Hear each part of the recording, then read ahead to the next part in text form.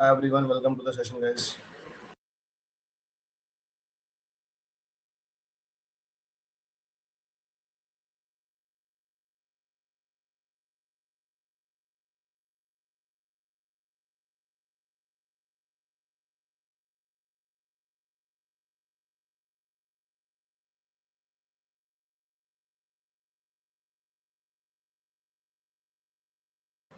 Good afternoon, guys. Good afternoon.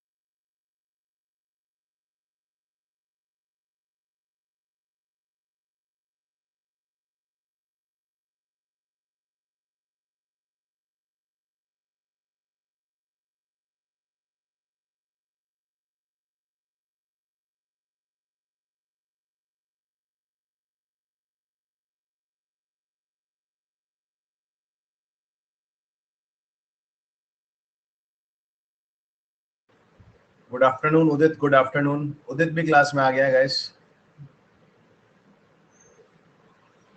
Hi. Hi everyone. So is there anyone who is attending my session first time? Is there anyone who is attending my session first time, guys? Okay. तो जैश, अनन्या, कशिश, zone, Shailesh, शनश, ध्रुव, YouTube पे करते हैं sir. अरे very nice. So start करते हैं, guys. Basically this is the schedule of my upcoming classes. ये मेरी upcoming classes का शेड्यूल है, अगर आप लोग देख पा रहे हैं यहाँ पर. ठीक है. सो आज 25 अगस्त है. आज हमारा 3 मंथ्स स्ट्रैटेजी सेशन है. ठीक है. और जो हमारे नेक्स्ट 2 सेशंस हैं जो इस मंथ में फ्री सेशंस होने वाले हैं वो 28 और 29 को होंगे, जो जिनका टॉपिक रहेगा कैट के. हम ज्योमेट्री के प्रीवियस ईयर क्वेश्चंस करेंगे. टाइमिंग हमारा सेम रहेगा 12 PM पे. ठीक है. So this is the detail for my upcoming sessions. ठीक है. ये अपकमिंग सेशंस का डिटेल है. ये बात समझ में आने लग रही है आप लोगों को? जरा मुझे बताओ, यहां तक की बात आप लोगों को समझ में आने लग रही है क्या?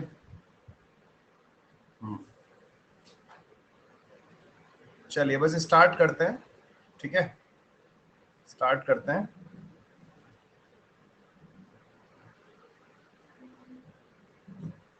चलो. So as you guys know that only 3 months are left.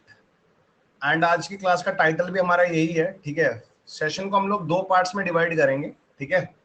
सबसे पहले जो मैं बताना चाहता हूं आप लोग को मैं वो कवर करूंगा. ठीक है. उसके बाद अगर आपके कोई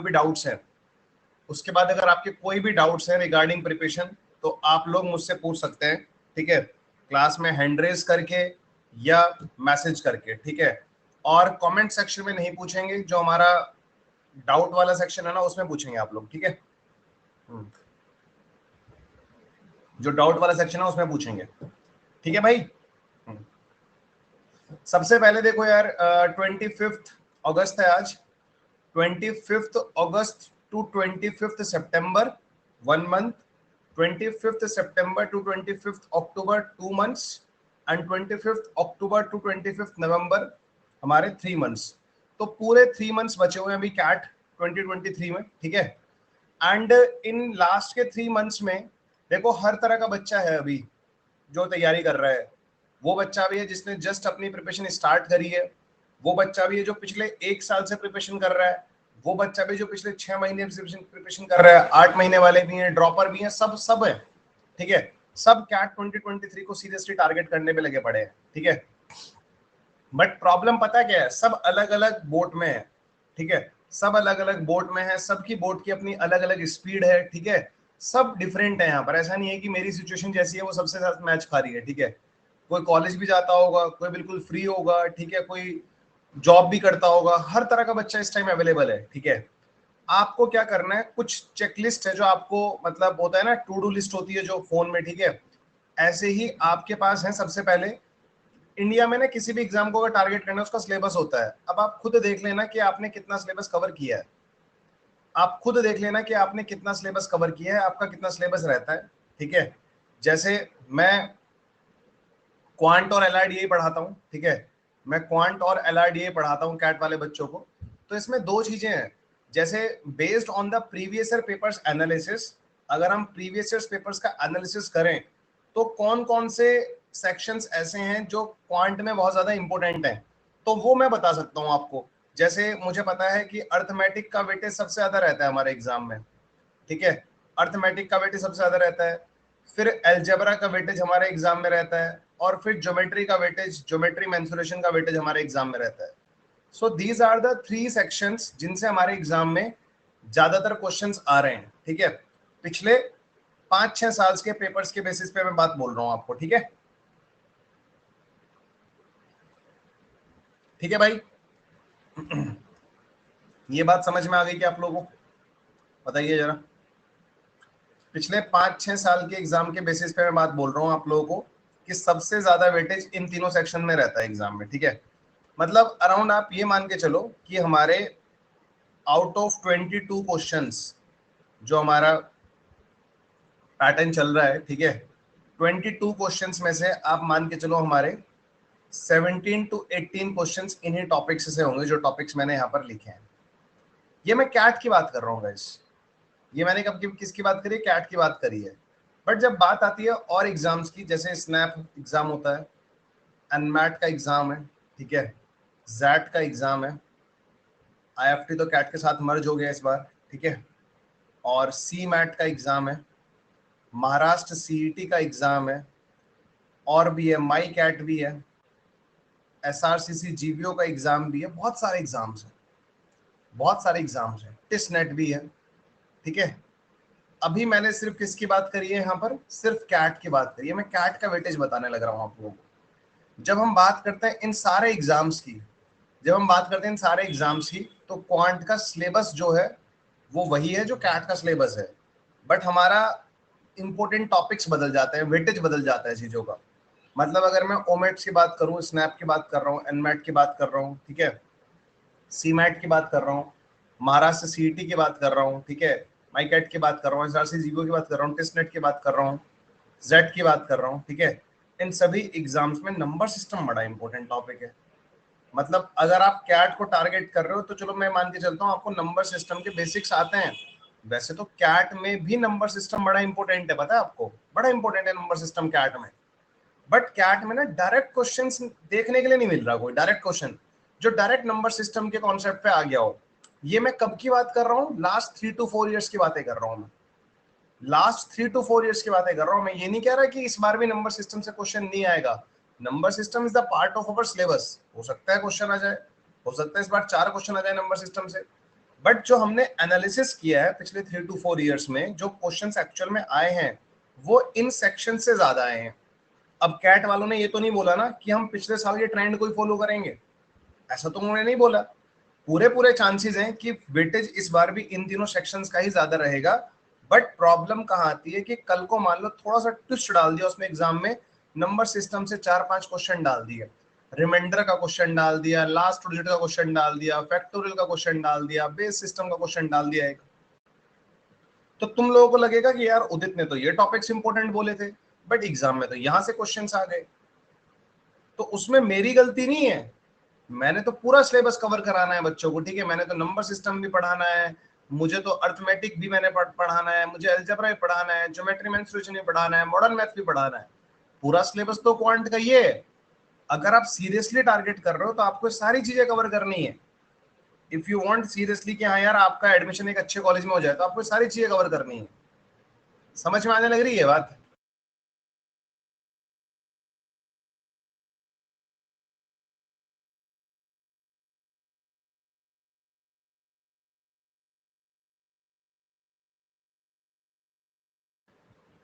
ठीक है guys,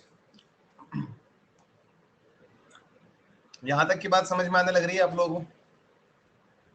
is it clear to everyone? तो दिस इज द सिलेबस। ढंग से तैयारी कर रहे हो, आपको 1% भी अगर रिस्क नहीं लेना है, 1% भी रिस्क नहीं लेना है, तो आपको ये सारी चीजें कवर करनी पड़ेंगी, ये सारी चीजें कवर करनी पड़ेंगी। आप अगर रिस्क नहीं लेना चाहते हो तो ये सारी चीजें कवर करनी पड़ेगी। Getting my point? ठीक है।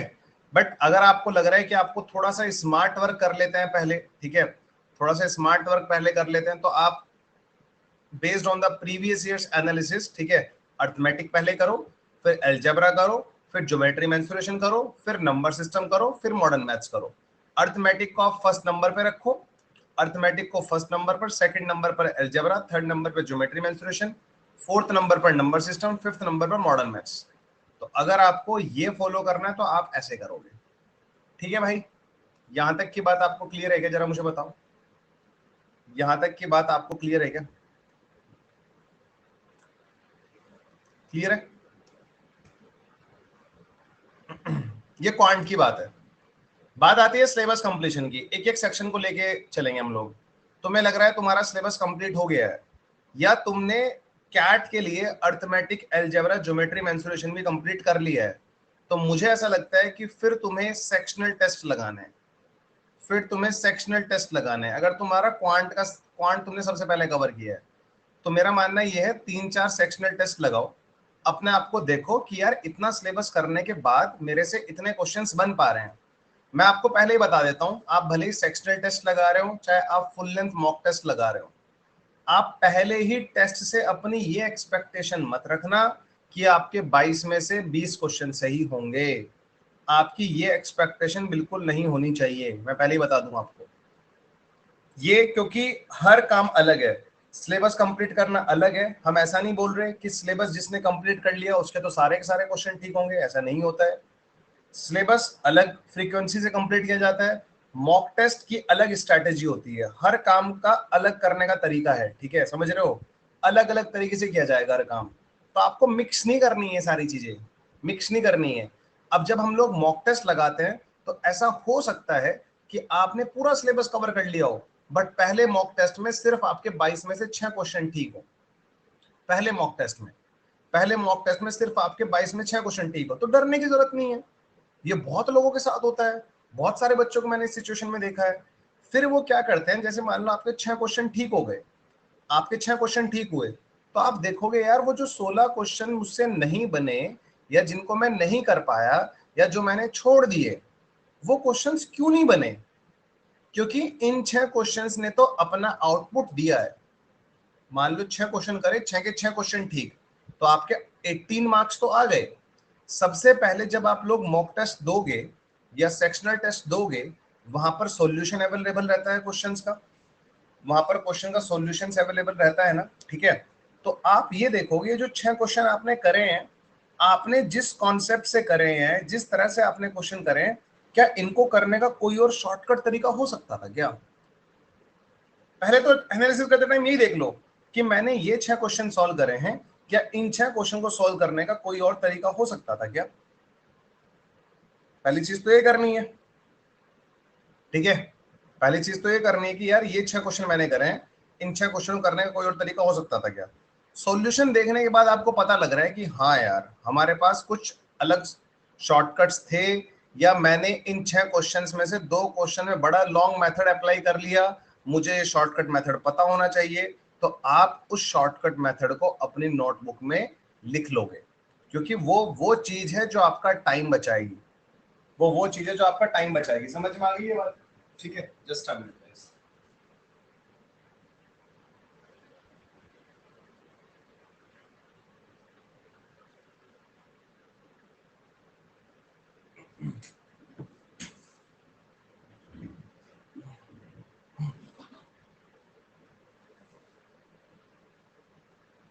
ये बात समझ में आ गई आप लोगों को जो मैं आपको बोल रहा हूँ, ठीक है? तो आउट ऑफ 22 क्वेश्चंस आपसे सिर्फ 6 क्वेश्चंस बने पहले मॉक टेस्ट में। इन 6 क्वेश्चंस को जब आप एनालिसिस करने जा रहे हो तो सबसे पहले इन्हीं का एनालिसिस करो, देखो क्या इन 6 क्वेश्चंस को करने का भी कोई शॉर्टकट तरीका था क्या हमारे पास, ठीक है? फिर जो 16 क्वेश्चंस हमसे नहीं बने, हमें ये देखना है इन 16 क्वेश्चंस में से वो क्वेश्चन कौन कौन से थे जो जो टॉपिक्स मैंने पढ़े हुए हैं बट मैं फिर भी नहीं कर पाया।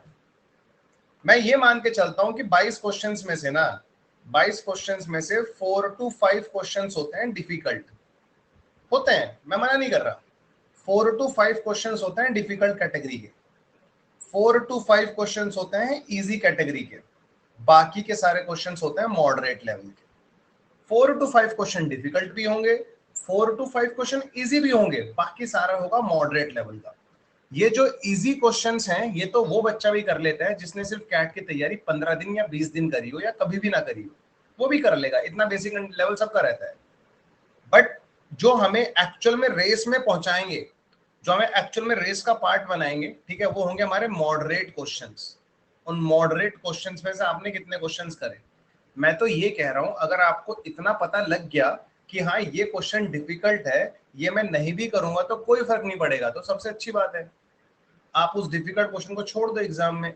क्योंकि 22 में से अगर आप 4-5 क्या, अगर 22 में से आप 8 क्वेश्चंस भी छोड़ दोगे ना, आपने 22 में से 8 क्वेश्चन छोड़ दिए, 14 क्वेश्चंस आपने करे, 14 क्वेश्चंस के 14 क्वेश्चन आपके ठीक चले गए एग्जाम में, तो बच्चे आपका 99.5 से ज्यादा परसेंटाइल आने वाला है, पता है आपको। सिर्फ 14 क्वेश्चन ठीक करने पे आपका 99.5 से ज्यादा परसेंटाइल आ जाएगा, इससे ज्यादा परसेंटाइल आएगा आपका।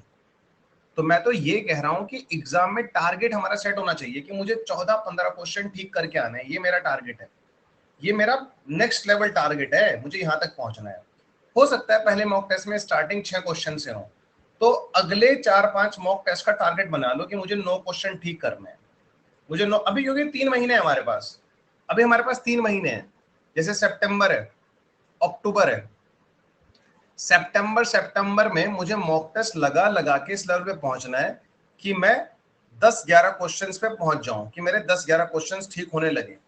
कोई बच्चा अगर 10-11 क्वेश्चंस पे ऑलरेडी पहुंच गया है तो उसका टारगेट होना चाहिए 13 क्वेश्चन ठीक करने का। कोई बच्चा 13 क्वेश्चन पे ऑलरेडी पहुंच गया है तो उसका टारगेट होना चाहिए 15 क्वेश्चन का। 2-2 क्वेश्चन से बढ़ाते रहो। मैं एक नॉर्मल स्टूडेंट की बात कर रहा हूँ कि मान लो अभी कोई बच्चा है जिसके 7 क्वेश्चन ठीक होते हैं, बस 8 क्वेश्चन ठीक होते हैं, तो उसको सितंबर एंड तक अपने आप को इस तरह से प्रिपेयर करना है, इस तरह से चीजों का एनालिसिस करना है, इस तरह से अपना किसी भी टॉपिक का डर खत्म करना है कि वो सितंबर एंड में अगर कोई मॉक टेस्ट लगाए तो उसके 10-11 क्वेश्चंस पॉइंट में ठीक हो जाए। उसको इस लेवल पर खुद को पहुंचाना पड़ेगा, खुद को इस लेवल पर पहुंचाना पड़ेगा, ठीक है। समझ में आई ये बात, ये बात समझ में आ गई आप लोगों को। फिर जैसे ही आप सितंबर एंड में 10-11 क्वेश्चन सही करना शुरू कर दोगे तो अक्टूबर में आपका टारगेट होना चाहिए कि मुझे 13 क्वेश्चन ठीक करने हैं या 14 क्वेश्चन ठीक करने हैं। फिर इसको मेंटेन रखना है, और मेंटेन रखना भी जरूरी है। ये नहीं कि एक मॉक टेस्ट में तो आपके 11 क्वेश्चन ठीक हो गए, अगले मॉक टेस्ट में सिर्फ आपके 5 क्वेश्चन ठीक हो रहे हैं, ठीक है। समझ रहे हो बात को कि 11 क्वेश्चन ठीक हो रहे हैं, 5 क्वेश्चन ठीक हो रहे हैं, ऐसा नहीं करना कि अभी तो बढ़िया फ्लो चल रहा था, 11-11 क्वेश्चन ठीक हो रहे थे, अब सीधा मेरे से 5 क्वेश्चन ठीक हो रहे हैं, ऐसा नहीं करना।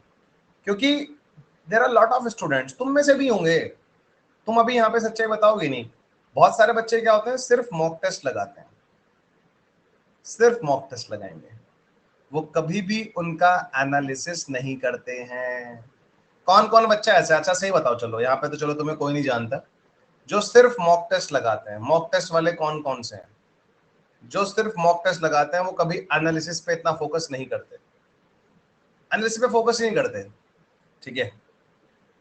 बहुत सारे बच्चे होंगे यहाँ पर, नाम नहीं लेंगे लोग, ठीक है। बट आपको पता है आपका जो स्कोर इंप्रूव होगा ना, आपका जो स्कोर इंप्रूव होगा वो मॉक टेस्ट लगाने से नहीं होगा। आपका जो स्कोर इंप्रूव होगा वो होगा कि आपने जितने मॉक टेस्ट लगाए हैं उनका कितना इन डेप्थ एनालिसिस किया है। Score improve is directly proportional to the analysis of the previous mocks, ठीक है। ये सीधा सीधा फंडा है। आपको अपने प्रीवियस मॉक्स का एनालिसिस बहुत सीरियसली करना है, तभी जाके आपका स्कोर इंप्रूव हो पाएगा, ठीक है, तभी जाके आपका स्कोर इंप्रूव हो पाएगा। समझ में आई ये बात, बताओ जल्दी से, यहां तक की बात आपको समझ में आने लग रही है क्या।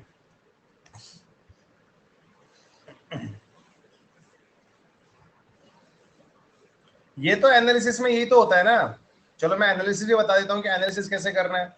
एनालिसिस में वैसे होता तो यही है, जैसे मान ले कोई क्वेश्चन आया, ठीक है, कोई क्वेश्चन आया, बढ़िया सा क्वेश्चन था टाइम एंड वर्क का, मैं सोच रहा हूँ जब मॉक टेस्ट चल रहा है, मेरा मॉक टेस्ट चल रहा है अभी, मैं सोच रहा हूँ कि यार क्वेश्चन कैसे होगा, मुझे नहीं पता लग रहा, मैं लगा रहा हूँ, मैंने 2 मिनट इस पे लगा भी दिए, बट मैंने फिर लास्ट में हार ही मान ली कि यार मुझसे नहीं बनेगा। मन में बहुत सारी चीजें आती हैं, तुक्का लगा दे, कीटा क्वेश्चन है तो तुक्का लगा दो, कोई एक ऑप्शन चूज करके आगे बढ़ जाओ, नहीं होगा, ये नहीं होगा, वो नहीं होगा। 2 मिनट लगा दिए, इस 2 मिनट में कोई आउटपुट निकला नहीं निकला। जब हम एनालिसिस कर रहे हैं ना, एनालिसिस करते टाइम हमें ये देखना है कि भाई मुझसे क्वेश्चन क्यों नहीं बना। जब मैंने टाइम एंड वर्क टॉपिक अच्छी तरह पढ़ा हुआ है, तो ऐसी कौन सी चीज मुझसे रह गई बिना पढ़े जो यहाँ पर अप्लाई हो रही है, मैंने क्यों नहीं पढ़ी वो। ठीक है, क्योंकि मॉक, मेरा एक्सपीरियंस तो ये बोलता है, मैं जब मॉक टेस्ट का एनालिसिस करता था तो मैंने एक डाउट नोटबुक बना रखा था, और हर मॉक टेस्ट में जब मैं एनालिसिस करता था उस डाउट नोटबुक के 7 से 8 पेज भर जाते थे क्वांट में, तो मैं इतनी सारी चीजें सीख लेता था। कोई क्वेश्चन मुझे अच्छा लगा, क्योंकि मेरे टाइम पे इतना वो नहीं था कि स्क्रीनशॉट ले लो, डिजिटलाइज कर लो, ये कर लो, वो कर लो, हम तो पूरा वही ऑफलाइन मॉक देते थे। ठीक है, तो लिटरली मेरे एक एक क्वेश्चन नोट करता था, अगर कोई अच्छा क्वेश्चन मिलता था नोट करता था।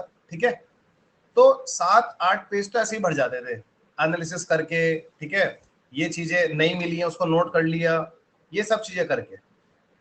समझ में आने लग रही है क्या बात?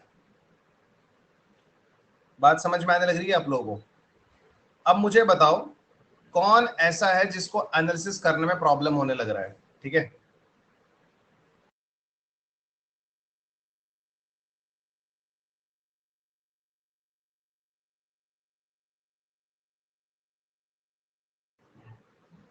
हाँ, you guys can raise your hand कि कौन, क्या दिक्कत आ रही है आपको एनालिसिस करने में। आप हैंड रेज कर सकते हो, आप मुझे बता सकते हो कि आपको क्या दिक्कत आ रही है, प्लीज गाइस।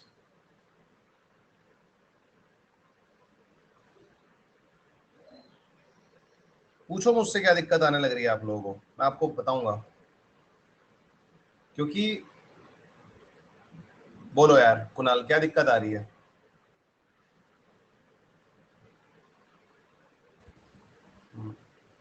सर आ रही है आवाज मेरी? हाँ आवाज आ रही है, बोलो।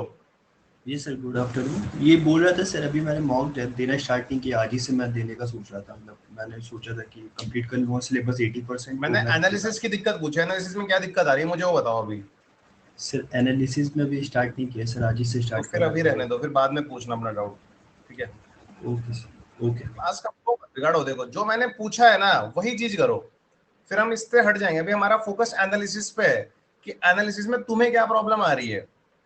ठीक है, देखो मेरे टाइम की जो प्रॉब्लम थी वो आज से 8-10 साल पहले की प्रॉब्लम थी। ठीक है, 8 साल पहले दिया था मैंने, हाँ फर्स्ट टाइम कैट मैंने 8 साल पहले दिया था। तो क्या प्रॉब्लम आ रही है एनालिसिस करने में? एक तो ये होता है कि आलस आता है, क्योंकि हम ऑलरेडी 2 घंटे टाइम लगा दिए होते हैं मॉक टेस्ट पे, उसके बाद हमें आलस आ जाता है, अरे यार अब एनालिसिस भी करना है क्या। मतलब मैं आपको बताऊं आइडियल टाइम क्या होगा, मतलब आपका 2 घंटे का फुल लेंथ मॉक टेस्ट है, उसमें क्वांट का जो सेक्शन है वो 40 मिनट का है। बट अगर आप इस क्वांट के सेक्शन को जब एनालिसिस करने बैठोगे ना, इसी क्वांट के सेक्शन का जब आप एनालिसिस करने बैठोगे, तो मैं आपको बता दूं आपको कम से कम 2 से 3 घंटे लग जाएंगे, कम से कम 2 से 3 घंटे लग जाएंगे। सबसे ज्यादा टाइम लगता है क्वांट के सेक्शन को एनालिसिस करने में, सबसे ज्यादा टाइम लगता है, पता है आपको? सबसे ज्यादा टाइम लगता है क्वांट का सेक्शन एनालिसिस करने में, क्योंकि अलग अलग क्वेश्चंस होते हैं। अब मान लो ज्योमेट्री में 2 चीजें ऐसी पता लग गई जो हमें टीचर ने नहीं पढ़ाई, बट हमें मॉक, बहुत बार होता है ऐसा, तुम ये मत सोचना कि क्योंकि हो सकता है जब तुमने वो चीज पढ़ी है टीचर ने किसी और तरीके से बताई हो, जो सॉल्यूशन दिया हुआ है मॉक टेस्ट में वो अलग तरह से हो, तो तुम्हें लगेगा कि यार ये तो सर ने करा ही नहीं, बट हो सकता है सर उसमें कुछ अलग तरीका सोच रहे हो। तो जो मॉक टेस्ट के तरीके हैं उन पे भी फोकस करना, हो सकता है वो आपका टाइम बचाएं, हो सकता है मैंने कोई ऐसी चीज नहीं बताई, बट मॉक टेस्ट के सॉल्यूशन में बहुत जबरदस्त चीज दे रखी है, तो भाई आप उसको देखना, उसको इज्जत देना। ठीक है, समझ रहे हो बात को? एक एक क्वेश्चन एनालिसिस करना है। मैं एनालिसिस कैसे करता था मैं अपना बता देता हूँ। मान लो 22 क्वेश्चन हैं, मैं क्या 2023 एस्पिरेंट हूँ, मैंने मॉक टेस्ट दिया, मैंने 8 क्वेश्चन करे, इन 8 क्वेश्चन में से मेरे 6 क्वेश्चन ठीक हुए, तो सबसे पहले जब मैं एनालिसिस करूंगा मैं देखूंगा क्या इन 6 क्वेश्चन को करने का कोई शॉर्टकट तरीका था, नहीं था। फिर 2 क्वेश्चन जो मुझसे नहीं बने, जो 2 क्वेश्चन गलत थे, फिर मैं देखूंगा मैंने क्या गलती करी है इसमें। वो गलती, क्योंकि देखो 6 क्वेश्चन कर रहा हूं तो 18 मार्क्स आने लग रहे हैं। अगर 8 के 8 क्वेश्चन ठीक हो जाते तो 24 मार्क्स आते। 6 मार्क्स का डिफरेंस जो कम हुए हैं ये इन 2 क्वेश्चंस की वजह से हुए हैं। तो मुझे ये देखना है कि मैंने इनमें क्या गलती करी है, और जो गलती मैंने एक बार कर दी ना, वो गलती रिपीट नहीं होनी चाहिए मुझसे। एनालिसिस से सबसे पहली चीज तो ये सीखनी है, मेरी गलती रिपीट नहीं होनी चाहिए। अगर मेरी गलतियां रिपीट होती रहेंगी ना, तो भैया स्कोर कैसे इंप्रूव होगा? खुद सोचो ना।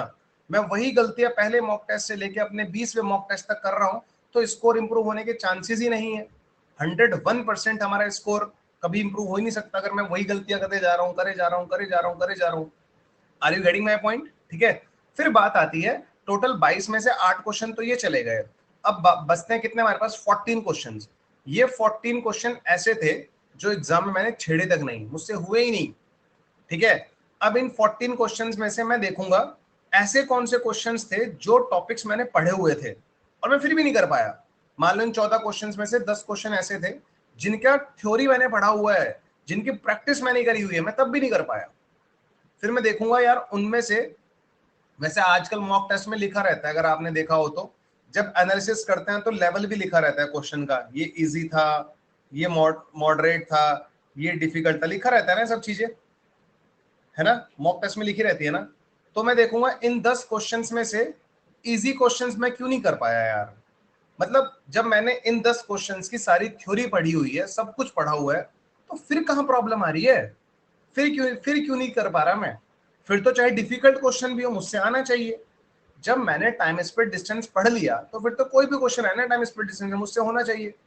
फिर क्यों नहीं हो रहा मुझसे क्वेश्चन? समझो इस प्रॉब्लम को, ठीक है? मतलब मैं ये कह रहा हूं इन 10 क्वेश्चन की थ्योरी आपने पढ़ी हुई है, अरे तो 10 में से 5 क्वेश्चन तो बनने चाहिए थे ना, और 6 क्वेश्चन तो बनने चाहिए थे। चलो माना कि 4 यहाँ पे 5 क्वेश्चन या 4 क्वेश्चन डिफिकल्ट कैटेगरी के आ गए, ये नहीं करने थे, ये मॉक टेस्ट में करना बेवकूफी था, ये स्पीड ब्रेकर थे, हमारे स्पीड पे ब्रेक लगा रहे थे क्वेश्चंस, ठीक है? बट उनको बाद में सॉल्व करो, मॉक टेस्ट खत्म होने के बाद उनको सॉल्व करो। मॉक टेस्ट में वो स्पीड ब्रेकर थे, मॉक टेस्ट में मैं उनको नहीं कर सकता था, बट बाद में उनको देखो, हो सकता है कल को हमारी मजबूरी हो जाए, हमारे एग्जाम में डिफिकल्टी आ जाए, तो तब भी तो करने पड़ेंगे ना हमें कुछ क्वेश्चंस। समझ रहे हो आप मेरी बात को? ठीक है।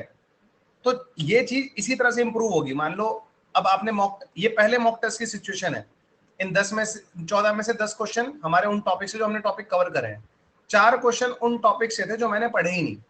मान लो मैंने नंबर सिस्टम मॉडर्न मैथ्स नहीं पढ़ा, तो ये 4 क्वेश्चन तो मेरे लिए बड़े अनजान है, मैं इनको जानता ही नहीं हूँ, ठीक है?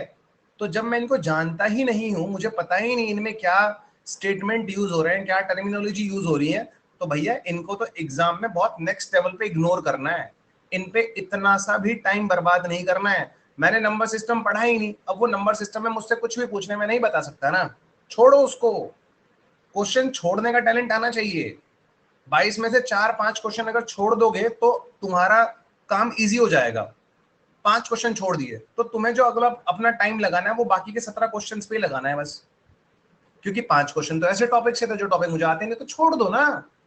17 क्वेश्चन से आउटपुट निकाल लो। किसने बोला तुम्हें सारे क्वेश्चंस करने हैं? कैट ऐसा एग्जाम है ही नहीं जहां सारे क्वेश्चंस करने होते हैं। आपने 50% क्वेश्चंस भी कर लिए तो आपका बहुत अच्छा डिसेंट स्कोर आ जाएगा। समझ में आई बात? तो जो टॉपिक नहीं आता उसको ट्राई मत करो, एटलीस्ट वहां पे पढ़ के जो जा रहे हो उसको ट्राई कर सकते हो, जो पढ़ा ही नहीं है उस पर मेहनत करने से कोई फायदा नहीं है। अब आपने ये देख लिया कि यार इन 22 क्वेश्चंस में से एक्चुअल में देखो ये 6 क्वेश्चन आपके ठीक गए, फिर आपको लगा कि यार इन 10 क्वेश्चंस में से मैं 5 क्वेश्चन और कर सकता था, ये 2 क्वेश्चंस में आपने अपनी गलतियां पता लग गई।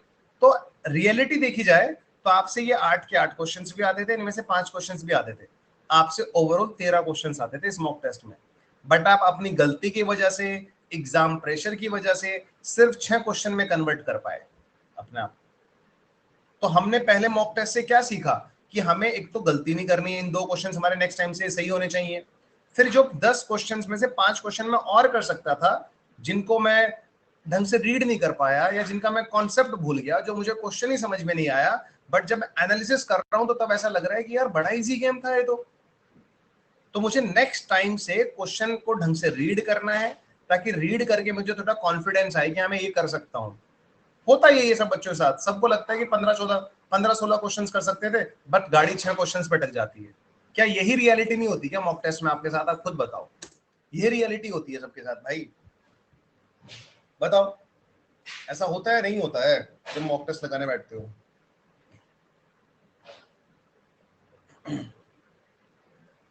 तो अब होगा क्या, पहले मॉक टेस्ट में मेरा स्कोर आया 6 क्वेश्चन ठीक हुए मतलब। अब नेक्स्ट मॉक टेस्ट में क्या हुआ, मैंने ढंग से यहाँ पे एनालिसिस किया, इन 4 क्वेश्चन छोड़ के तो मैंने सबको ढंग से कवर किया है ना, 18 क्वेश्चन तो मैंने ढंग से कवर किए हैं। तो नेक्स्ट मॉक टेस्ट में होगा क्या कि आपके स्कोर ना 6 से 8 हो जाएगा, 8 क्वेश्चन सही करोगे, क्योंकि कुछ आउटपुट यहां से निकलेगा, छोटी मोटी गलती नहीं करोगे, वो धीरे धीरे बढ़ेगा। लेकिन अगर आप ये सोच रहे हो कि पहले मॉक टेस्ट में 6 क्वेश्चन, दूसरे में मेरे 14 क्वेश्चन ठीक हो जाएंगे, ऐसे नहीं होगा। धीरे धीरे धीरे धीरे धीरे, क्योंकि यहां से आपने पहले मॉक टेस्ट से कुछ सीखा है, ऐसे ही दूसरे मॉक टेस्ट का जब एनालिसिस करोगे उससे कुछ सीखोगे, तीसरे मॉक टेस्ट का एनालिसिस करोगे उससे कुछ सीखोगे। धीरे धीरे धीरे जब सीखते चले जाओगे ना, तो 5 मॉक टेस्ट के बाद आपका थोड़ा स्कोर बढ़ना शुरू हो जाएगा। बट शुरू के 4-5 मॉक टेस्ट में गाड़ी थोड़ा कम उस पर रहती है, तो अपनी एक्सपेक्टेशन को भी थोड़ा लो रखना, ठीक है? There are a lot of students of mine in my previous batches जिनके जो 30 परसेंटाइल से 99 परसेंटाइल तक गए हैं, जिनके व्हाट्सएप मैसेजेस में आपको दिखाऊंगा ना कि सर 30 परसेंटाइल से 99 परसेंटाइल आया है, सर पहले मॉक टेस्ट में क्वांट में 30 परसेंटाइल था, सर फाइनल कैट एग्जाम में 99 परसेंटाइल आया। बहुत सारे बच्चे ऐसे हैं, बहुत सारे बच्चे ऐसे हैं, क्योंकि अब जो ये 3 महीने का टाइम है ना, सिलेबस मोस्टली लोगों ने कवर कर लिया होगा, जो लोगों ने नहीं करा होगा वो भी 1 महीने में 1.5 महीने में कर लेंगे। इस टाइम पे हमारे लिए जरूरी है हम लोग मॉक टेस्ट जब लगाने लग रहे हैं उनका एनालिसिस कैसे कर रहे हैं। मॉक टेस्ट लगाने से स्कोर इंप्रूव नहीं होता है, उसका एनालिसिस करने से स्कोर इंप्रूव होगा, और एनालिसिस भी इन डेप्थ एनालिसिस, फॉर्मेलिटी नहीं करनी एनालिसिस की। एनालिसिस ये नहीं होता कि हमने वीडियो देख लिया, उदित सर एनालिसिस करा रहे हैं, उदित सर सॉल्यूशन प्रोवाइड करा रहे हैं। एनालिसिस हर इंसान का अलग होगा, हर इंसान ने कोई क्वेश्चन किसी को डिफिकल्ट लगा होगा, किसी को इजी लगा होगा, ठीक है? एनालिसिस ये नहीं होता, ठीक है, मैं तो सॉल्यूशन प्रोवाइड कराता हूं। जब मैं मॉक टेस्ट दूंगा तब मैं खुद का एनालिसिस कर पाऊंगा, ठीक है भाई? यहां तक किसी को कोई प्रॉब्लम है? अब मैं ये पूछना चाह रहा हूं आप लोगों से, किसी को मॉक टेस्ट के एनालिसिस से रिलेटेड अगर कोई भी मन में प्रॉब्लम आने लग रही है तो आप सीधा सीधा हैंड रेज कर सकते हो, ठीक है? सीधा सीधा हैंड रेज कर सकते हो। क्वांट के मॉक के एनालिसिस के बारे में अगर किसी को दिक्कत हो, तो क्वांट के मॉक टेस्ट के एनालिसिस में अगर किसी को कोई प्रॉब्लम हो तो वो सीधा सीधा हैंड रेज कर सकता है। किसी को कुछ भी पूछना हो क्वांट के मॉक टेस्ट के एनालिसिस के बारे में, तुम्हारे मन में कुछ भी समस्या आने लग रही हो तो,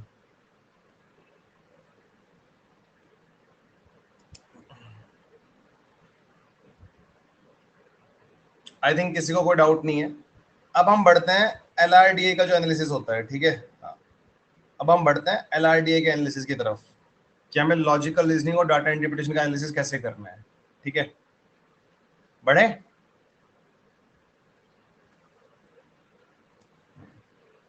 क्वांट में सिर्फ 4-5 क्वेश्चन सॉल्व हो रहे हैं सर, वीक एरिया समझ नहीं आ रहा है। वीक एरिया समझ में नहीं आ रहा है, वीक एरिया वही है जो तुमने पढ़ लिया फिर भी तुम्हारा क्वेश्चन सही नहीं हो रहा, तो तुम्हारा वीक एरिया है, उसको स्ट्रॉन्ग बनाओ और ज्यादा प्रैक्टिस करो, ठीक है? Last six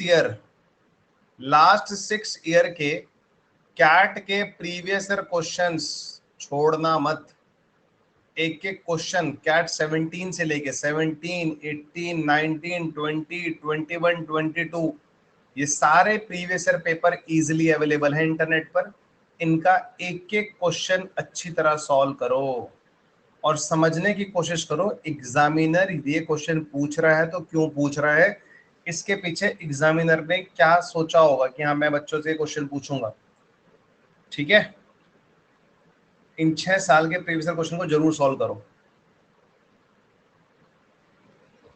previous year question hard नहीं रहता है पर मॉक रहता है हार्ड, तो आप आई थिंक बच्चे नहीं हो, आपको इतना समझ जाना चाहिए कि जो मॉक टेस्ट का लेवल है वो जानबूझ के थोड़ा डिफिकल्ट बनाया जाता है, ताकि मान ले एग्जाम में इस लेवल का क्वेश्चन आने लग रहा है, इस लेवल क्वेश्चन आता है। अब मॉक टेस्ट जब तुम लगा रहे हो तो मॉक टेस्ट तुम्हारे इससे 2 लेवल ऊपर के क्वेश्चन कराए जाएंगे तुम्हें, ताकि कल को एग्जाम में अगर डिफिकल्टी लेवल बढ़ता भी है इस बार तो तब भी इसी लेवल का आएगा।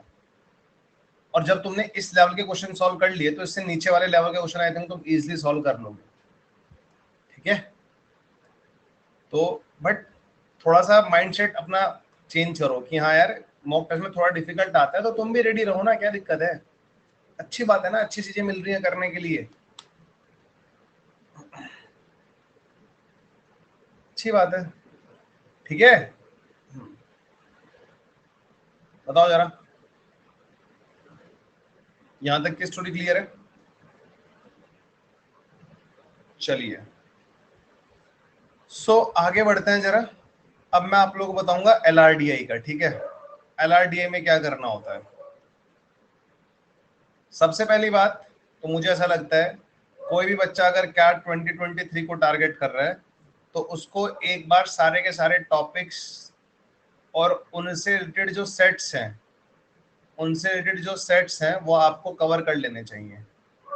ठीक है, टॉपिक्स और उनसे रिलेटेड जो सेट्स हैं वो आपको कवर कर लेने चाहिए। मतलब आपको इतनी क्लैरिटी होनी चाहिए कि हाँ ये जो सेट एग्जाम में आने लग रहा है ये कौन से टॉपिक से आ रहा है। इतनी क्लैरिटी की तो मैं उम्मीद रख सकता हूँ ना आपसे कि ये सेट जो एग्जाम में आने लग रहा है ये कौन से टॉपिक से आने लग रहा है। ठीक है सर, उनका सॉल्यूशन वेरिएबल से बना होता है और आपके कॉन्सेप्ट बिना वेरिएबल के होते हैं तो समझ नहीं आता कि वेरिएबल फ्री अप्रोच से कैसे करें। क्यों, मैंने पढ़ाया नहीं क्या? पढ़ने के बाद भी समझ में नहीं आता? इतना पढ़ाया है, इतने क्वेश्चन प्रैक्टिस कराए हैं, ठीक है, और एनालिसिस भी ले ही लेता हूँ मैं, महीने में 1-2 मॉक टेस्ट का एनालिसिस तो ले लेता हूँ भाई। ठीक है, तो थोड़ा सा खुद से करो। मतलब तुम अगर पहली बार में उनका सॉल्यूशन देख लोगे तो तुम्हें तो फिर कुछ भी समझ में नहीं आएगा। पहली बार में तुमने उनका सॉल्यूशन देख लिया, तुम्हारे मन में तो वही फीड हो गया ना। पहले कोशिश करो कि तुम उसको विदाउट वेरिएबल कर सकते हो क्या, पहले कोशिश करो। ठीक है, उनको विदाउट वेरिएबल कर सकते हो क्या? सर मैं आपके रिकॉर्डेड क्लास से कंप्लीट करूं सर? कर लो, हाँ रिकॉर्डेड क्लास से कंप्लीट कर लो, क्या दिक्कत है? सारे टॉपिक्स और उनसे रिलेटेड सेट्स, ठीक है, ये आपको कवर करना है LRDI में। अब देखो LRDI, मान लो क्वांट का सिलेबस अगर इतना है ना, क्वांट का सिलेबस अगर इतना है तो मैं आपको पहले बता दूं LRDI का सिलेबस इतना है। समझ में आ रही है बात? क्वांट में चीजें बहुत ज्यादा है ना, मतलब अच्छी तरह, क्या बोलूं, मतलब वेल डिजाइंड है। ठीक है, अच्छी तरह डिजाइंड है, हमें पता है कि हाँ क्वेश्चंस यहाँ से आ रहे हैं, यहाँ से आ रहे हैं, यहाँ से आ रहे हैं, यहाँ से आ रहे हैं, यहाँ से आ रहे हैं। बट मैंने पहले तो आप इसके थ्रू समझ जाओ गेम को कि अगर क्वांट का सिलेबस इतना है तो LRDI इतना बड़ा है। क्वांट को कवर कर रहे हो तो आपको नो डाउट, ठीक है, नो डाउट आपको बहुत ज्यादा टाइम लगेगा अपना LRDI का सिलेबस कंप्लीट करने में, अगर ढंग से करोगे तो। कोचिंग्स इंस्टीट्यूट्स हो सकता है आपको बहुत जल्दी सिलेबस कंप्लीट करा दें, ठीक है, बहुत जल्दी करा दें, बट आपको रियलिटी पता होनी चाहिए क्योंकि ये एक LRDI एक बहुत बड़ा समुद्र है। पहली बात तो कैट ने ना तो क्वांट का सिलेबस कभी बताया कि क्वांट का क्या सिलेबस है, ना LRDI का सिलेबस कभी बताया कि LRDI का सिलेबस है, ना ही वर्बल का सिलेबस कभी बताया कि वर्बल का क्या सिलेबस है। इन्होंने अपना सिलेबस बताया ही नहीं आज तक कैट वालों ने। ये कुछ भी पूछ लेते हैं जो इनके मन में आता है, ठीक है, ये कुछ भी पूछ लेते हैं जो इनके मन में आता है। समझ में आ गई ये बात? हाँ या ना? हाँ या ना, जरा मुझे बताओ।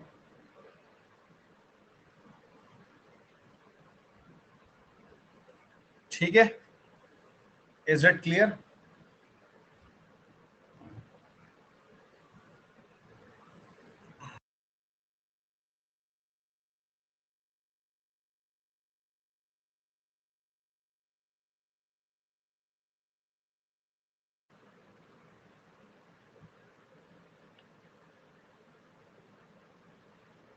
आप लोगों को क्या लगता है कि LRDI के इंपॉर्टेंट टॉपिक्स कौन कौन से हैं?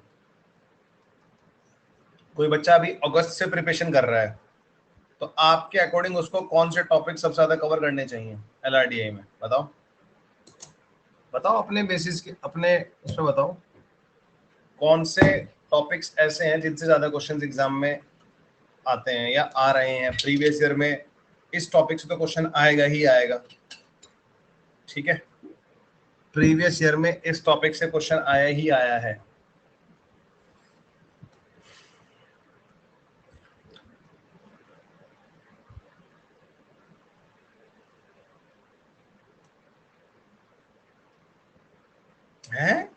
सीक्वेंस एंड सीरीज, रजनीश क्या कहना चाह रहे हो?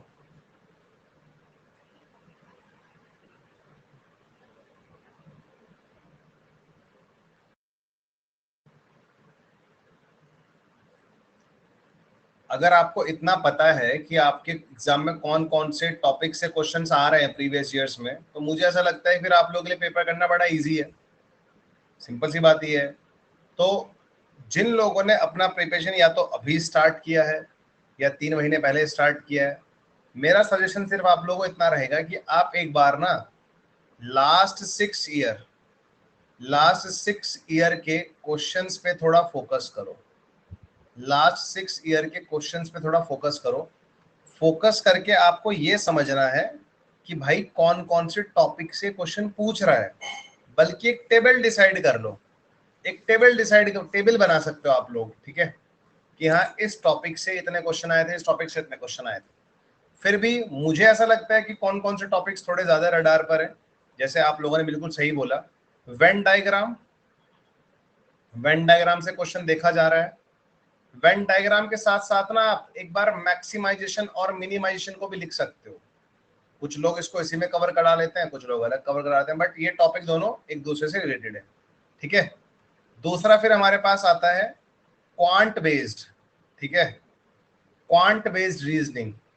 इसका बड़ा ट्रेंड चल रहा है आजकल, ठीक है। मतलब ऐसे सेट बनाएगा जिसमें रीजनिंग के साथ साथ क्वांट भी यूज होगा सॉल्व करने, ठीक है।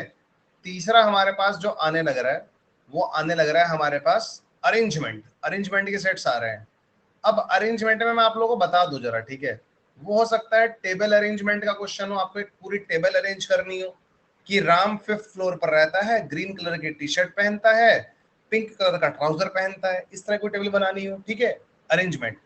फिर no doubt games and tournament का भी अपना वेटेज है, ठीक है। और ये मतलब जब आप लोग प्रीवियस ईयर का एनालिसिस करोगे ना, तो आप एक चीज देखोगे, क्योंकि कैट 2021-22 में हर एग्जाम में एलआरडी के 4 सेट आए हैं। इन 4 सेट में से हो सकता है कि हमारे पास मतलब दो सेट छह क्वेश्चन वाले हो, 2 सेट 4 क्वेश्चन वाले हो, या चारों के चारों सेट 5 क्वेश्चन वाले हो, ठीक है। इन 4 सेट में से एक सेट तो डीआई का रहेगा ही रहेगा। इन 4 सेट में से एक सेट तो डीआई का रहेगा ही रहेगा। अब वो डीआई किस पे आ जाए वो हमें देखना पड़ेगा। पाई चार्ट पे आ सकता है, टेबल पे आ सकता है, बार ग्राफ पे आ सकता है, लाइन ग्राफ पे आ सकता है, कैस्लेट बेस्ड डीआई आ सकता है, ठीक है। तो ये हमें देखना पड़ेगा। बट थोड़ा सा अगर एनालिसिस करो तो ये देखा जाता है कि हाँ भाई 4 सेट में से अगर आप प्रीवियस 6 ईयर्स के पेपर भी देखोगे ना एक बार, तो आपको 90% पेपर्स में 3 सेट्स एलआर के मिलेंगे, एक सेट डीआई का मिलेगा ही मिलेगा। और एग्जाम में बच्चों की प्रायोरिटी रहती है कि हम सबसे पहले जाके डीआई को करेंगे। नो डाउट अच्छी बात भी है, क्योंकि डीआई कराना थोड़ा ज्यादा इजी रहता है। समझ रहे हो बात को? डीआई करना थोड़ा इजी रहता है, या तो कैलकुलेशन बेस्ड डीआई होगा या थोड़ा सा उसमें लॉजिक बेस्ड डीआई होगा, ठीक है, लॉजिक लगभग के सॉल्व हो जाएगा। बट हाँ, इन कंपैरिजन ऑफ एलआर बच्चा डीआई को थोड़ा प्रायोरिटी पे रखता है। एलआर के कंपैरिजन में बच्चा डीआई को थोड़ा प्रायोरिटी पे रखता है, तो ये बात आपको पता होनी चाहिए। बाकी those who are beginners, try to focus on these topics guys. इन टॉपिक्स पे फोकस करो, बाकी करना तो सारा ही है। जब मैं यहाँ पर अरेंजमेंट लिख रहा हूं तो अरेंजमेंट से मेरा मतलब सिर्फ लीनियर और सर्कुलर अरेंजमेंट को नहीं है। मैंने यहाँ पर डिस्ट्रीब्यूशन बेस्ड पजल्स को भी मेरा फोकस है। इवन अरेंजमेंट एंड पजल्स लिख लो आप इसको पूरा, अरेंजमेंट एंड पजल्स आप इसको पूरा लिख लो। Getting my point guys? ये बात आपको समझ में आ गई क्या? सर जैसे अभी 3 मंथ्स बचे हैं तो अभी प्रायोरिटी ये टॉपिक के लेक्चर को दें या फिर पीवाई के उसको? पहले तो आपको अपना बेसिक्स कवर करने पड़ेंगे ना। अगर आपके बेसिक्स क्लियर नहीं है, आपको लगता है कि नहीं मुझे एलआर में बेसिक्स कवर करने की जरूरत नहीं है, तो आप फिर सीधा प्रीवियस ईयर क्वेश्चंस को फोकस करो। फिर लास्ट 6 ईयर के क्यों 2008 से पहले वाले सेट्स भी सॉल्व कर लो, ठीक है। Sir I am a beginner, sir help me, if recorded वाले से कौन से कर लूं आपकी क्वांटिटी एलआरडीआई? मैंने प्लस वाले टेलीग्राम चैनल पर जोन पूरा पीडीएफ बनाया हुआ है अपने कोर्सेज का। आप अगर बिगनर भी हो तब भी आपको वो कोर्सेज करने ही पड़ेंगे अगर आपको कैट 2023 ढंग से देना है। ठीक है, आपने प्लस वाला टेलीग्राम चैनल ज्वाइन किया है क्या? किया है? नहीं किया है तो अनअकैडमी की कम्युनिटी पे भी डाल दूंगा मैं वो पीडीएफ आज। ठीक है, जो अनअकैडमी की कम्युनिटी है मेरी। हाँ, तो करो ना फिर, पेड क्लास में आओ, किसी भी प्लस क्लास में लाइव आना, तभी मिलेगा लिंक। ठीक है, ये पीवाईक्यूज भी चैनल पर मिल जाएंगे। मैंने डाले हुए हैं यार चैनल पे, कुछ तो मैंने डाले हुए हैं, कुछ मैं डाल दूंगा। ठीक है, हाँ, कुछ तो मैंने डाले हैं, कुछ मैं डाल दूंगा। क्लियर है? हाँ। ठीक है भाई, यहां तक की बात आप लोगों को समझ में आने लग रही है क्या?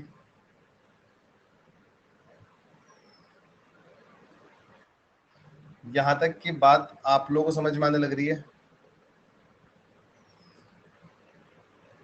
सर नॉन प्लस स्टूडेंट कहाँ से पढ़ सकते हैं? यार देखो, क्वांट तो मैंने लगभग 70-80% क्वांट मैंने अपने यूट्यूब पे कवर करा रखा है, आप वहां से कवर कर सकते हो। और रही बात LRDI की, तो LRDI तो मैंने अभी कोई एक सिंगल लेक्चर तक नहीं डाला।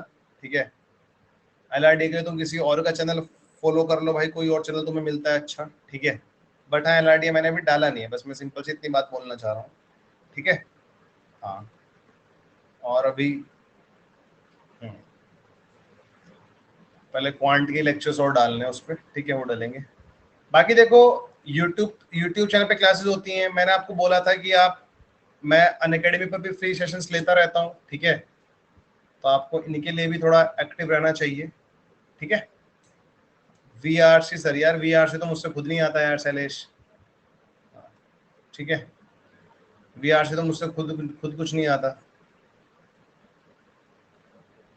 डाउट तो वहीं पूछना, वहीं पे, यहाँ पे नहीं। क्वांट बेस्ड का डाउट आज पूछ लेना रितेश, आज शाम में हमारी क्लास है तब पूछ लेना। ठीक है, हाँ। ठीक है, अब देखो, बात आती है LRD के एनालिसिस की। अभी तक तो हमने इंपोर्टेंट टॉपिक्स कवर कर लिए। LRDA के एनालिसिस की बात आती है पहले तो, कि कैसे ये सेक्शन अटेम्प्ट करना है एग्जाम में। ये सेक्शन कैसे अटेम्प्ट करना है? 40 मिनट्स आपके पास होते हैं और 4 सेट एग्जाम में आते हैं। 4 सेट में अगर हमने सिर्फ एक सेट सॉल्व कर लिया, एक सेट सॉल्व करने से ही हमारा 80 to 85 परसेंटाइल आ जाएगा LRDI में, अगर हमारा एक सेट पूरा सॉल्व हो गया। और यदि हमने 2 सेट सॉल्व कर लिए, यदि हमने 2 सेट सॉल्व कर लिए, तो हमारा आराम से 98 to 99.5 परसेंटाइल आ जाएगा एग्जाम में। समझ में आ रही है बात? एक सेट सॉल्व करने से हमारा 80 to 85 परसेंटाइल एग्जाम में आ जाता है। यदि हमने 2 सेट सॉल्व कर लिए तो हमारा 98 to 99.5 परसेंटाइल आ जाता है। इट मीन्स ये बात बिल्कुल सॉर्टेड है कि आउट ऑफ 4 सेट्स मुझे किन्हीं 2 सेट्स पर फोकस करना होता है एग्जाम में। कैट एक ऐसा एग्जाम है, यहाँ पर मान लो आपको 66 क्वेश्चंस आते हैं, 66 into 3, 198 मार्क्स का हमारा पेपर होता है। 198 का आधा कितना होता है? 99। 99 मार्क्स लाने पे तो आपका 99.50 से ज्यादा परसेंटाइल आ जाएगा। अगर आपके टोटल मार्क्स 95 आते हैं, 94 आते हैं, तो बहुत अच्छे मार्क्स माने जाते हैं ये। आउट ऑफ 198 अगर आपके 90 मार्क्स आएंगे ना, तो बहुत अच्छे मार्क्स हैं। 90 से ज्यादा आने चाहिए। मतलब कुछ बच्चे तो इसको ब्रेकअप भी कर लेते हैं इसका, कि हर सेक्शन में 30 लाने हैं। जिन बच्चों का थोड़ा क्वांट अच्छा होता है वो कहते हैं भाई क्वांट में 40 ले आऊंगा, LR में 25 ले आऊंगा, बाकी बच्चे को यहाँ पर ले आऊंगा अपने। इस तरह से ब्रेकअप कर लेते हैं। ठीक है, तो ये डिपेंड करता है किसका कौन सा सेक्शन थोड़ा अच्छा है। कुछ लोगों को लगता है मेरे तो सारे ही अच्छे हैं, तो वो डिसाइड कर लेते हैं कि 30 क्वांट में थोड़ा ज्यादा स्कोप होता है कि अच्छे मार्क्स ला सकते हो, क्योंकि चीजें बहुत ज्यादा सॉर्टेड है, तो आप इसको 40 तक ले जा सकते हो। ठीक है, अब जब एग्जाम में हमारे पास 40 मिनट होती हैं, हमें इतनी क्लैरिटी है कि हमें 4 सेट में से 2 सेट करने हैं, तो कोई दिक्कत नहीं है। आप एक बार उन चारों सेट्स को देखोगे तो सही एग्जाम में, कि वो चारों सेट कौन से टॉपिक से आ रहे हैं। हमें सबसे पहले उन 4 सेट में से ये डिसाइड करना है कि ऐसे कौन से 2 सेट हैं जो मैंने अपने प्रिपरेशन टाइम पर सॉल्व करे हैं, या इनके जैसे सेट सॉल्व करे हैं। क्योंकि LRDI में पूरे पूरे चांसेस हैं कि जो आपने पढ़ा है वो तो कभी उसके जैसा तो नहीं आएगा, कुछ नया आएगा। ठीक है, मतलब टॉपिक सिमिलर रहेगा, एज इट इज रिपीटेशन नहीं होगा। मतलब यहाँ पर ये नहीं कि पूरा का पूरा सेट रिपीट हो गया, कुछ नया आएगा। आपने क्वांट बेस्ड पजल पढ़ा है, वहां पे भी क्वांट बेस्ड पजल आएगा, बट थोड़ा सा डिफरेंट होगा। तो आपको दिमाग से काम लेना है अपना, ठीक है। सबसे पहले मतलब 40 मिनट में से अगर आप अपनी 6 से 7 मिनट ये सोचने पे भी लगा दोगे ना कि these are the two sets जिनको मैं मतलब पूरा सॉल्व करने वाला हूं, कि ये वो दो सेट हैं जिनको मैं अच्छी तरह फॉलो करने वाला हूं, ठीक है, जिनको मैं अच्छी तरह सॉल्व करने वाला हूं। बात समझ में आने लग रही है? तो कोई बड़ी बात नहीं है। मतलब बहुत सारे बच्चे देखे हैं मैंने जो 40 मिनट में से 8 मिनट तक कुछ भी नहीं कर पाते, अलार्म में कुछ भी नहीं कर पाए, 8 मिनट तक तो कुछ भी नहीं हो पाया। फिर उनको लगा कि यार अब तो करना पड़ेगा, अब तो बिना करे नहीं होगा काम। देन फिर वो शुरू होते हैं कि यार these are the two sets, इनसे मैं करने वाला हूं, ठीक है। हो सकता है आपने एक सेट चूज किया, ठीक है। देखो मैंने क्या बोला है, ज्यादातर बच्चों का, हाँ टीटा क्वेश्चंस आते हैं, ज्यादातर बच्चों को डीआई इजी लगता है, ठीक है। होता भी इजी है, हम ये नहीं कह रहे, ठीक है। सर मैंने आपको मैसेज किया था, आपने देखा नहीं। भाई मैं क्लास में मिलता हूँ, व्हाट्सएप पे तो मैं बहुत कम मिलूंगा, ना के बराबर मिलूंगा, ठीक है।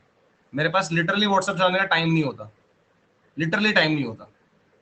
मैं इसलिए कहता हूँ क्लास में आओ, कुछ पूछना है क्लास में आके हैंड रेज करो, सब फैसिलिटी उपलब्ध है यहाँ पर, ठीक है। कॉल भी की थी, नहीं होता टाइम, यस लिटरली बता रहा हूँ मैं आपको, मजाक लग रही होगी, ठीक है। आपको लग रहा होगा झूठ बोल रहा है सर, पिछले 4 दिन से मैं बहुत ज्यादा बिजी था, ठीक है। आप क्लास ना हो, हैंड रेज करो, नहीं उठाऊंगा तब बोलना। प्लस क्लास आपके पास तो सब्सक्रिप्शन है, शाम को 6 बजे वाली क्लास में आना। आज आपको कोई भी दिक्कत हो आप तब हैंड रेज करना, तब बात करना मुझसे, ठीक है। टेलीग्राम लिंक प्लस की क्लास में मिलेगा शाम को 6 बजे वाली क्लास में, शाम को ही आना क्लास में, तभी दे पाऊंगा टेलीग्राम लिंक, यहाँ पे तो नहीं दे पाऊंगा मैं, ठीक है। अब सुन लो मेरी बात, बीच में क्यों डिस्टर्ब कर रहे हो, ठीक है। इधर सुन लो, 6-7 मिनट लग जाएंगे डिसाइड करने में कि these are the two set जो मैं सॉल्व करने वाला हूँ। उसके बाद आपको हो सकता है कोई एक सेट आपने चूज किया, आपको वो सॉल्व करने में भाई 20 मिनट्स लग जाएं, 18 मिनट्स लग जाएं, या 22 मिनट्स लग जाएं, कोई बड़ी बात नहीं, करो। लेकिन जब आपने किसी सेट पे, मतलब बच्चा पता है क्या सोचता है कि यार 8 मिनट तो सेट डिसाइड करने में लग गए, उसके बाद 8 मिनट और लग गए, अब तक कुछ आउटपुट नहीं निकला। 16 मिनट चले गए एलआरडी सेक्शन में, बट अब तक एक भी क्वेश्चन सॉल्व नहीं हुआ। कोई दिक्कत नहीं है, 8 मिनट तो सेट डिसाइड करने में लगे, 8 मिनट और थोड़ा चीजों को समझने में लग गए, और 8 मिनट लगा लो, कोई दिक्कत नहीं है, और 8 मिनट लगा लो। बट कोशिश करो कि हाँ, अगर ये पहला सेट जो आपका चल रहा है, इसमें से 5 क्वेश्चन में से 4 क्वेश्चन तो हो जाए, 3 क्वेश्चन तो हो जाए, कोई दिक्कत नहीं है। एक बार अगर सेट बन जाएगा ना, फिर तो सारे के सारे क्वेश्चन सॉल्व हो जाने हैं। एक बार अगर सेट बन गया फिर तो सारे के सारे क्वेश्चन सॉल्व हो जाएंगे, ठीक है। दूसरा, मान लो आपसे 25 मिनट तक, 25 मिनट हो गए और आपसे एक सेट बना है, कोई दिक्कत नहीं है। 15 मिनट बची है ना अभी, कोशिश करो जो दूसरा सेट आपने चूज किया था अब उस पर शुरू हो जाओ। शुरू शुरू में तो ऐसा होगा कि आप सिर्फ एक ही सेट सॉल्व कर पाओगे, बहुत बार ऐसा होगा जब शुरू के 4-5 मॉक टेस्ट लगाओगे, ऐसा होगा कि एक सेट सॉल्व कर पा रहे हो, कोई दिक्कत नहीं, एक तो कर पा रहे हो ना, एक तो कर पा रहे हो ना, मैं ये कहना चाह रहा हूं, एक तो कर पा रहे हो। धीरे धीरे उस एक सेट को करने का टाइम कम होगा और बाकी जो टाइम बचेगा फिर वो दूसरे सेट पे जाएगा। एकदम से कोई एक्सपर्ट नहीं बनता भाई, समझ में आ रही है बात। और देखो एलआरडीए में ऐसा रहता है कि आपको 4 में से 2 सेट करने हैं। जब आप एनालिसिस करोगे ना, तो एनालिसिस करते टाइम एक बार आप ये देखो कि जो 2 सेट आपने सॉल्व करे हैं, पहले तो उनको देखो, क्या उनको करने का कोई और शॉर्टकट तरीका हो सकता था, क्या मैंने ज्यादा टाइम तो नहीं लगा दिया, या आपने जो एक सेट सॉल्व करा है, आपको ये देखना है करते टाइम जो भी उसका एनालिसिस आप देख रहे हो, तो आपको देखना है कि यार क्या मैंने ज्यादा टाइम तो नहीं लगाया था इसको सॉल्व करने में, ठीक है। फिर दूसरा पॉइंट ये है मेरा, जो बाकी के 2 सेट आपसे नहीं बने या 3 सेट आपसे नहीं बने, इनमें आपको ये देखना है, इनको सॉल्व तो जरूर करना है, मैं पहले ही बता रहा हूं। जब तक आप मॉक टेस्ट वाले जोन में हो ना, तो आपको एक एक क्वेश्चन सॉल्व करना है, इसको भी सॉल्व करोगे आप, इनको सॉल्व करना। सर लास्ट के 15 मिनट में एक सेट सॉल्व हुआ मॉक में, बहुत अच्छी बात है दीपाली, है ये लिटरली बहुत अच्छी बात है, कोई दिक्कत नहीं है। 15 मिनट में एक सेट सॉल्व हुआ, तो शुरू के 25 मिनट में तो कुछ नहीं हुआ ना, ये कहना चाह रहे हो ना, ये शुरू के 25 मिनट में भी हो गया था कुछ, ठीक है। देखो एक्चुअल सिचुएशन ना अपने को, अपने को एक्चुअल सिचुएशन ना मॉक से ही पता लगेगी, एक्चुअल सिचुएशन अपने को मॉक से ही पता लगेगी जब हम लोग मॉक टेस्ट लगाएंगे, ठीक है, तभी पता लगेगा कि हाँ मेरे से कितनी देर में हो पा रहा है कितना नहीं। क्योंकि जब हम लोग क्लास में होते हैं तब हमारे सामने टीचर होता है, हमारे फ्रेंड्स होते हैं। जब हम घर बैठ के सॉल्व कर रहे होते हैं, हमें कुछ समझ में नहीं आता, हम तो पिक्चर खींच के दूसरे को भेज देते हैं, भाई बता दे इसका सोल्यूशन, या इंटरनेट से देख लेते हैं। बट जब हम लोग मॉक टेस्ट लगा रहे होते हैं, एक्चुअल एग्जाम में हो रहे होते हैं, तो सिर्फ हमारे पास हम ही होते हैं और कोई नहीं होता। तो कभी भी अगर जब प्रैक्टिस करते हो ना, तो अपने एंड से बहुत ज्यादा एफर्ट लगाया करो कि खुद से सॉल्व करना है, खुद से सॉल्व करना है, खुद से सॉल्व करना है, किसी दूसरे बंदे की हेल्प नहीं लेनी। एक आदत बन जाएगी, फिर वो एक आदत बन जाएगी। और एनालिसिस में क्या करना है, एनालिसिस करते टाइम ना, भले ही आपने एग्जाम में 2 सेट या मॉक टेस्ट में 2 सेट सॉल्व ना करे हो, बट जब आप उनका एनालिसिस कर रहे हो ना एलआईडी के सेक्शन का, बचे हुए 2 सेट्स को भी सॉल्व करो बैठ के। हो सकता है कल को ये जो 2 सेट्स आपने आज छोड़ दिए थे, कल को इन्हीं के जैसे सेट आपको एग्जाम में मिल जाए। तो आपने अगर पूरी प्रिपरेशन में मान लो आपने 20 फुल लेंथ मॉक टेस्ट भी लगाए, हर मॉक टेस्ट में 4 सेट आ रहे हैं, तो बच्चे 80 सेट तो आप ऐसे सॉल्व कर लोगे। ये इन 80 सेट से आप कुछ तो गेन करोगे ना, खुद सोचो। समझ में आई ये बात? कुछ लोगों ने कुछ डाउट्स भेजे हैं मुझे, मैं एक बार वो देखना चाहूंगा।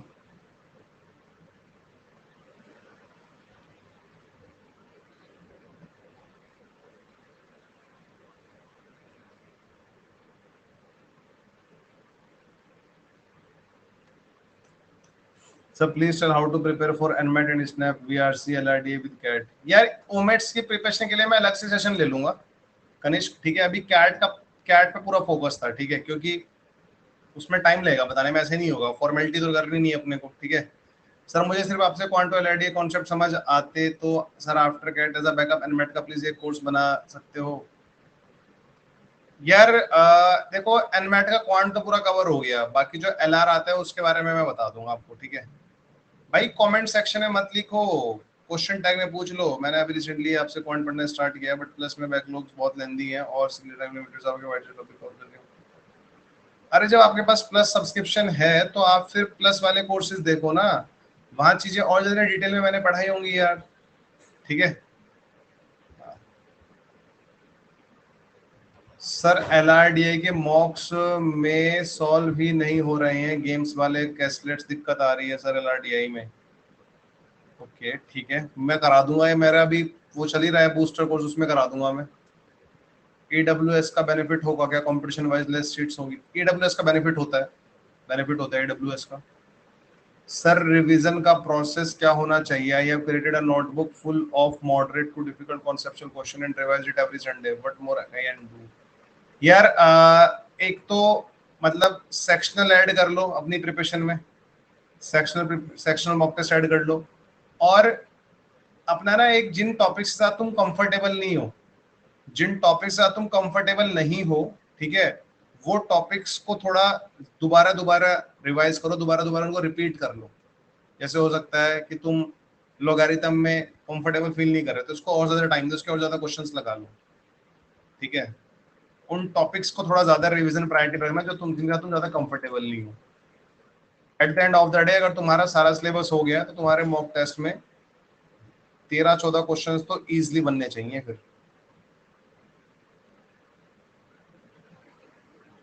ये मैंने बता दिया I think Vivek sir, mock analysis अगर मुझे एक्सेल में करना हो तो मैं क्या चीज इंक्लूड करूं एक्सेल शीट में? यार देखो ये सब तुम्हारी खुद की कॉल है। मैं तो भाई नोटबुक वाला बंदा हूँ, देखो अपने टाइम पे नोटबुक करता, बट हाँ अगर मेरे पास अभी ऐसा फीचर होता तो मैं तो फोल्डर बना लेता।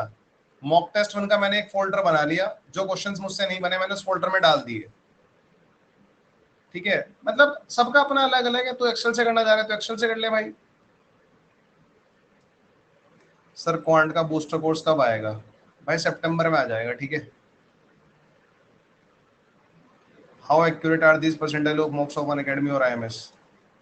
यार एक्यूरेसी तो देखो सबकी एक जैसी है, ठीक है, मतलब इनकी एक्यूरेसी के बेसिस पे आप, हाँ मतलब जो इनका परसेंटाइल आता है, देख बच्चे तो यहाँ पे मॉक टेस्ट लगा रहे हैं, बहुत सारे बच्चे अटेम्प्ट करते हैं इनको, इन मॉक टेस्ट को, ठीक है, तो थोड़ा सा क्लैरिटी हो जाती है। जिस जिस मॉक टेस्ट को ज्यादा स्टूडेंट लगा रहे हैं तो वहां से थोड़ा अपने को ज्यादा बेनिफिट होगा, नो डाउट, वहां से अपने को थोड़ा ज्यादा बेनिफिट होगा कि थोड़ा एक्यूरेट परसेंटाइल आएगा। बेस्ट एलईडी वाईटी चैनल पे कौन कौन से आपको पूरा एलईडी कवर करेंगे क्या? यार ये तो मेरे को नहीं पता, बेस्ट वाली चीज नहीं बता सकता मैं, जहां से आपको अच्छा लगे आप वहां से पढ़ लो। अभी तो मैं एलआरडीए कवर नहीं करा रहा।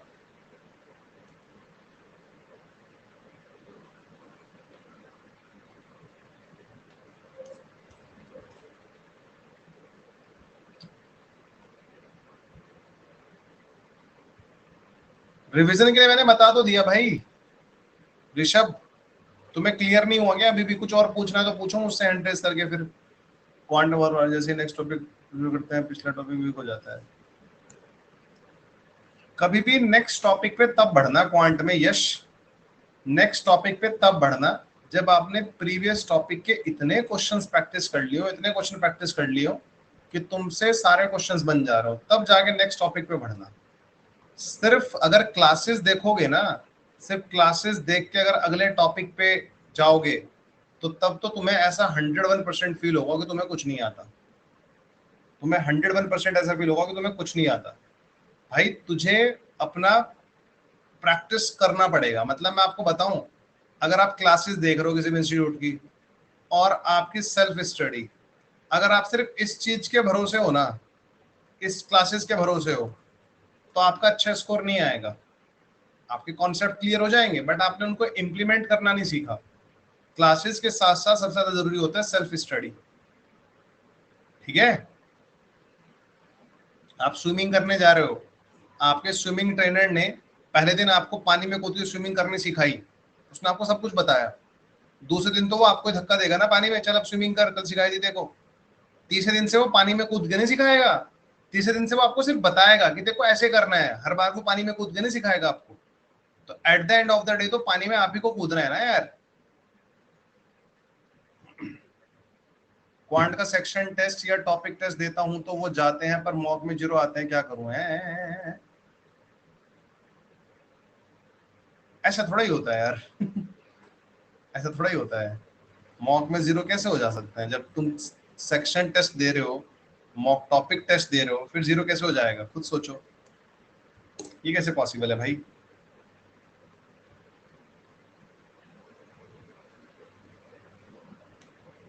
ये कैसे पॉसिबल है?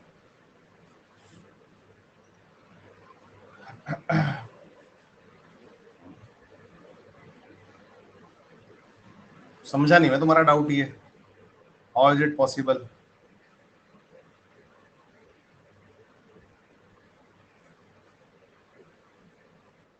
हाँ रेन बोलो।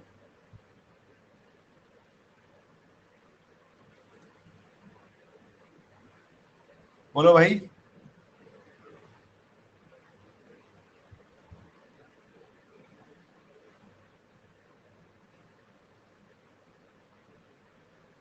आर्यन आपकी आवाज नहीं आ रही यार।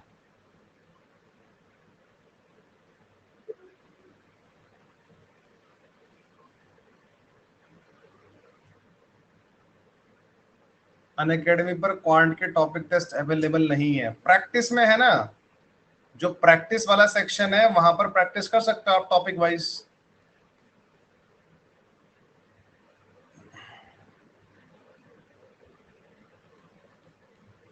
Sir what should be our daily goal and daily study strategy for the next 3 months because time management में इशू हो रहा है।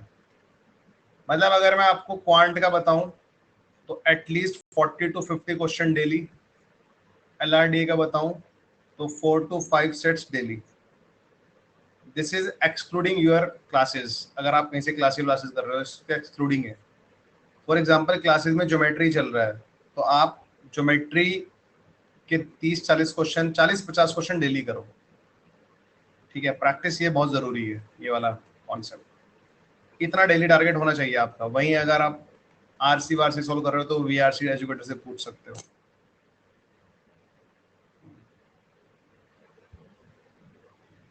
डिफरेंट क्वेश्चन है आयुष, अभी प्रिपरेशन की डाउट है तो वो पूछ लो।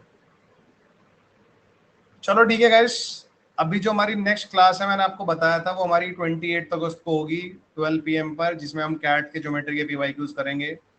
28 और 29 को 12 बजे दोनों में कैट की ज्योमेट्री की पीवाई को सॉल्व करेंगे। ठीक है।